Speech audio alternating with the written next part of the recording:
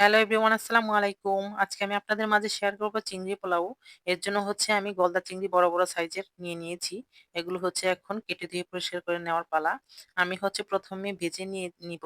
এর জন্য হচ্ছে আমি চিংড়ি মাছগুলো হলুদ মরিচ দিয়ে মাখিয়ে রেখেছিলাম। এখন হচ্ছে আমি ভেজে নিচ্ছি। ভেজে নিলে ভালো হয়। তো হচ্ছে আপনারা তো অনেক ধরনের যে পোলাও খেয়েছেন, চিকেন দিয়ে, বিফ দিয়ে। আজ না হয় ভিন্ন আইটেমের একটা রেসিপি শেয়ার করলাম আপনাদের মাঝে।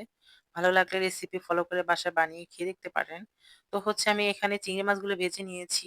চিংড়ি মাছের পরিমাণটা একটু কম হয়ে গেছে। আরেকটু হলে ভালো হতো। আমার হাতের কাছে যতটুকু ছিল অতটুকু দিয়ে আজকে হচ্ছে রেসিপিটা করেছি। তো এখন হচ্ছে একটা চুলায় একটা প্যান বসিয়ে আমি পরিমাণ মতো তেল দিয়ে পেঁয়াজ কুচি দিয়ে দিয়েছি। এগুলো হচ্ছে আমি বাদামি কালার করে ভেজে নিয়েছি। এখন হচ্ছে দারচিনি, এলাচ, তেজপাতা টুকরো করে আমি দিয়ে দিয়েছি। এলাচের হচ্ছে মুখটা ফাটিয়ে নিবেন, তাহলে ভালো হয়। এখন লবণ আর আদা বাটা দিয়ে দিয়েছি। দিয়েছি রসুন বাটা পরিমাণ মতো। আদা বাটাটা একটু বেশি দিলে ভালো হয়, মানে 2 টেবিল চামচ দিয়েছি। আর রসুন বাটা একটু কম দিলে ভালো হয়। তা না হলে রসুনের একটা কাঁচা গন্ধ ভাব থেকে যায়। এর জন্য হচ্ছে রসুনের পরিমাণটা একটু কম দিতে হয়। এখন দিয়ে দিলাম টক দই, দিয়ে দিচ্ছি কাঁচামরিচ। তো সবগুলো মসলা দিয়ে ভালোভাবে আমি নেড়ে চেড়ে একটু মিক্স করে নিয়েছি। নিয়ে এখন আমি দিয়ে দিব বিরিয়ানি মসলা।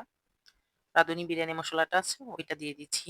দিয়ে হচ্ছে আমি ভালোভাবে সবগুলো মসলা একটু নেড়ে চেড়ে দিচ্ছি। এই চিংড়ি পোলাওটা মানে হচ্ছে একটা বিরিয়ানির একটা স্বাদ দিবে, ফ্লেভার হবে। এজন্য হচ্ছে আমি বিরিয়ানি মসলাটা ব্যবহার করেছি। এখন আমি দিয়ে দিলাম একটু গুঁড়া দুধ।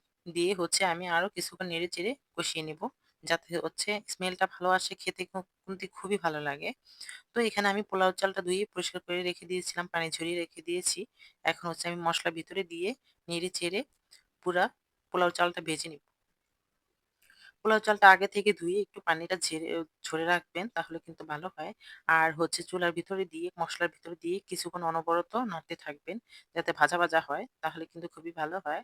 তো হচ্ছে আমি চিংড়ি মাছ ভেজে রাখছিলাম, ওইটার ভিতরে যে তেলটা রয়েছে ওইটা হচ্ছে আমি দিয়ে দিচ্ছি, যাতে হচ্ছে স্মেলটা চিংড়ি মাছ ভাজার পরে একটা ওই তেল একটু স্মেলটা ভালো হয়। এর জন্য আমি পোলাওর ভিতরে ওই তেলটুকু দিয়ে দিয়েছি, যাতে ঘ্রাণ হয় সুন্দর। এর জন্য আর চিংড়ি মাছটা আমি আগে থেকে দিইনি, কারণ হচ্ছে ভেঙে যাবে সব, এর জন্য। তো এখন হচ্ছে আমি ভালোভাবে পোলাও চালটা ভেজে নেওয়ার পরে আমি দিয়ে দিচ্ছি ফুটন্ত গরম পানি পরিমাণ মতো। দিয়ে হচ্ছে আমি নেড়েচেড়ে ভালোভাবে প্রত্যেকটা মিশিয়ে দিচ্ছি।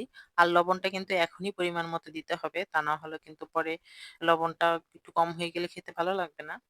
আমি আবার চেক করে নিয়েছি যে পরিমাণ মতো লবণ হয়েছে কিনা।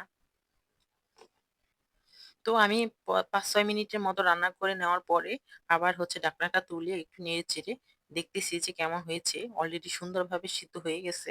দেখতে কত সুন্দর হয়েছে। উম খুব সুন্দর স্মেল বের হচ্ছে। আরেকটু পানি লাগবে মনে হচ্ছে।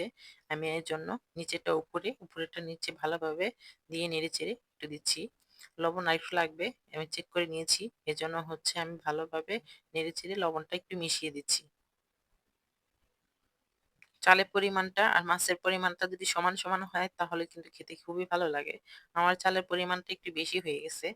তো হচ্ছে আমি এখন দমে রেখে দিব। এর জন্য হচ্ছে সবগুলো মাছ হচ্ছে আমি উপর দিয়ে আমি কিছুক্ষণ ঢাকনা দিয়ে ঢেকে দমে রাখবো। এর জন্য উপর দিয়ে সবগুলো মাছ দিয়ে দিচ্ছি, যাতে মাছের ফ্লেভারটা পোলাওর ভিতরে যায়। তবে চিংড়ি মাছটা আর পোলাওর চালের সমপরিমাণ সমান রাখলে খুবই ভালো হয়। তাহলে কিন্তু খুব সুন্দর স্মেল হয়। আর খেতে কিন্তু খুবই ভালো লাগে। তো এখন হচ্ছে আমি এর ভিতরে দিয়ে দিচ্ছি উপর দিয়ে একটু ঘি, যাতে সুন্দর স্মেল হয়। তো আমি